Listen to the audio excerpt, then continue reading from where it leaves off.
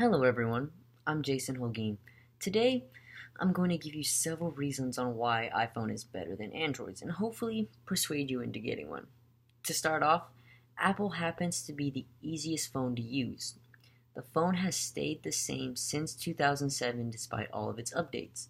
The functions are still the same and they have not affected any of the apps dramatically. What I am trying to say is it has a zero learning curve. If you have ever used an iPhone before, you should be able to pick one up and remember that its basic functions are the same and be able to use it no trouble. If you also like to play phone games, then well, you're in for a treat.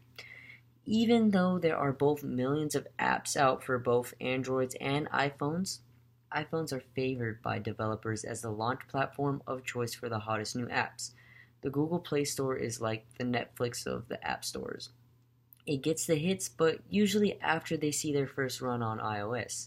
For instance, it took 2 years for Instagram to debut on Android after it launched for the iPhone. Majority of the apps hits iPhone first. Those who don't want to be treated like a second-class app citizen, the iPhone is still the king. Another thing Apple doesn't have is bloatware.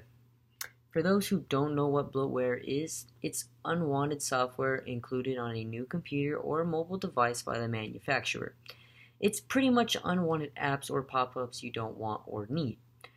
Apple does have some apps that some users don't need, like the Apple Watch, Compass, apps like that. But even so, with Apple, you can disable built-in apps you don't need.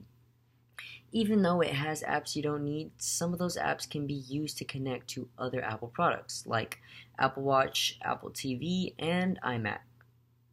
On the Apple TV, you can stream what's on your phone to the TV, and on the other Apple products such as the Watch and the iMac, you can text and answer calls that are being received from your phone. Yes, Android is slowly trying to catch up, but Apple is just ahead of the game. Apple also includes family sharing. You can share purchases in the App Store, iTunes, and iBook with up to 6 people. Anyone who is on your plan, you can see what people are purchasing to make sure there is no unexpected expenses and know where their location is if they have their phones. For kids, this works wonders, and as a parent, you don't have to worry as much. Other cool stuff they include is their emojis.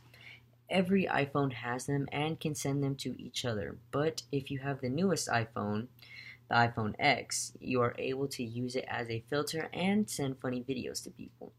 That's not the only other cool function they have. You can send messages with effects. It gives you the option to send messages with fireworks, confetti, a heart, and many other just to add emphasis to your text or just for giggles. Also, in its text messages, if the other person has an iPhone, you are able to see if they received your text and know when they opened it. Not only that, but with any iPhone, we are able to video chat with just our numbers at any given time. Apple does a great job at giving us special features and connecting Apple users together in a way only we can. To top it off, Apple has the best support and help. On Android, you can try finding a solution on online forums or calling your carrier. But with iPhone, any questions you have can be answered at the Apple support pages. If not there, you could be helped via live chat, or you can even go to one of our many Apple stores they have. Apple has a great direct customer relationship. Other Androids don't have this level of support. Android just doesn't compete, and you won't receive the same level of services with Androids that you do with Apple. Now, next time you can upgrade your phone, I hope you make the best choice and go with an iPhone. It won't let you down.